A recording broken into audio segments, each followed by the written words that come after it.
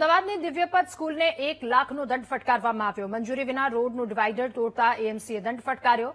સ્કૂલે 3 દિવસના કાર્યક્રમ માટે ડિવાઇડર તોડ્યું હતું। રોડનું ડિવાઇડર તોડી એએમસીના પ્લોટને પાર્કિંગ તરીકે ઉપયોગમાં લેવામાં આવ્યો તો પરવાનગી લીધા વિના જ સ્કૂલે આ ડિવાઇડર તોડતા કાર્યવાહી કરવામાં આવી। સ્કૂલ ફરી એકવાર વિવાદમાં આવી છે।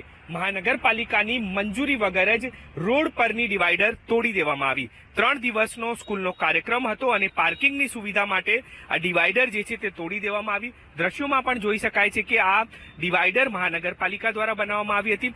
3 દિવસના કાર્યક્રમમાં પાર્કિંગ માટે થઈને આ જે કોમન પ્લોટ છે મહાનગરપાલિકાનો તેનો પણ ઉપયોગ કર્યો, પરંતુ મહાનગરપાલિકાની કોઈ પણ પ્રકારની તેના દ્વારા મંજૂરી ન લેવામાં આવી અને મહાનગરપાલિકાની જે ડિવાઇડર હતી તે પણ તોડી દેવામાં આવી। એટલે કે હવે મહાનગરપાલિકા દ્વારા દિવ્યપથ સ્કૂલને 1 લાખ રૂપિયાની પેનલ્ટી આપવામાં આવી છે, દંડ ફટકારવામાં આવ્યો છે અને કહેવામાં આવ્યું છે કે શા કારણોસર મંજૂરી વગર આ ડિવાઇડર તોડી દેવામાં આવી। દીપક સોલંકી, વીટીવી ન્યૂઝ, અમદાવાદ।